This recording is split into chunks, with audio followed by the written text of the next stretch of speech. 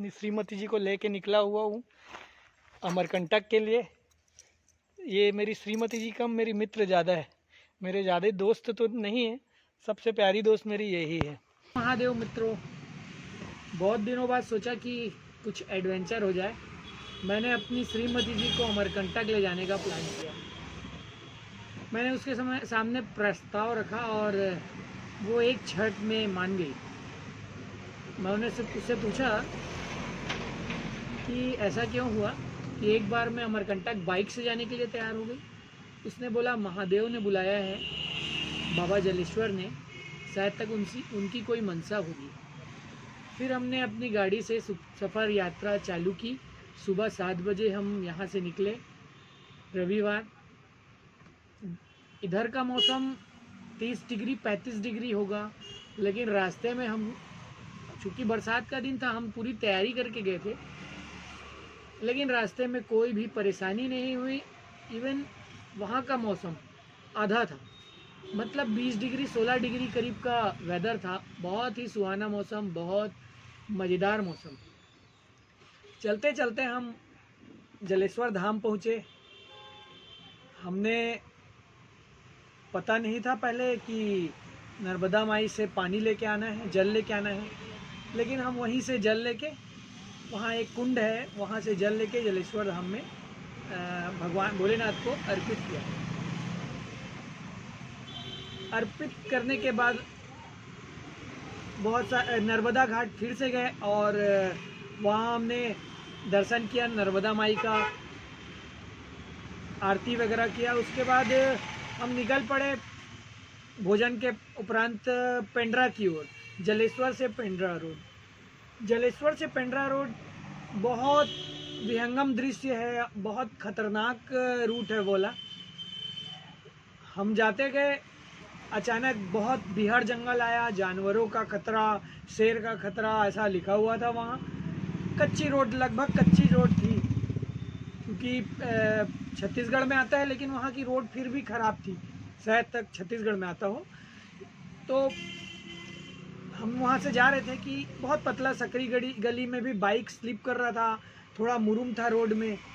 अचानक एक मोड़ के पास हमको आवाज़ आया एक महिला का रोने का, और वह बहुत चिल्ला रही थी, तो हम डर गए। उसके बाद वहाँ पे पहुँचे मोड़ के बाद, तो एक बाइक में व्यक्ति था जो कि गिरा हुआ था, गिर गया था, और उसके साथ 2 महिलाएं थी, उन्हें भी चोट आई थी। बाइक में जो व्यक्ति था उसके पैर में चोट थी, बहुत गहरा घाव था, प्लस मुंह से खून आ रहा था, शायद तक दांत वगैरह भी टूटे थे। रो रही थी वाइफ उनकी, और दोनों महिला रो रही थी। उन्होंने पानी का डिमांड किया, तो मैंने पानी दिया, और मेरे पास डेटॉल था, मेरी बिटिया ने मेरे बैग में रख दिया था, मैंने उन्हें डेटॉल वगैरह लगाया। फिर मैंने पूछा कि हेलमेट कहाँ है आप, तो चूँकि हम लोगों ने हेलमेट पहना हुआ था, तो पूछना जायज़ भी होता है, तो हमने हेलमेट कहाँ है पूछा। हेलमेट पूछने के बाद वो बोले भैया हमने ऐसे ही घूमने के नाम से निकले। तो थोड़ा मैंने उनको डांटा ताकि अगली बार जीवन में कभी गलती ना करें। बहुत बड़ा अलहन हो सकता था, लेकिन हुआ नहीं, थोड़ा बहुत चोट आया था। अब चोट, मेन मुद्दा ये है बताने का, चोट का कारण क्या था। आप अचानक मार्ग जाएंगे या अमरकंटक जाएंगे, तो रोड में आपको बंदर बहुत मिलेंगे। अब मानवता के नाते लोग बहुत ही दयालु भाव से बंदरों को कुछ खिलाते हैं, कुछ भी अपना पैकेट रखे होते हैं, या तो केला वगैरह जो भी ले जाके खिलाते हैं। तो इसके उपरांत क्या होता है कि केले के आदि वहाँ इकट्ठा होने लगते हैं और धीरे धीरे आक्रामक हो जाते हैं। तो आक्रामक होने के कारण जो व्यक्ति गिरा था उसने भी बताया कि वो केला खा रहा था, तो एक बंदर आक्रमण किया।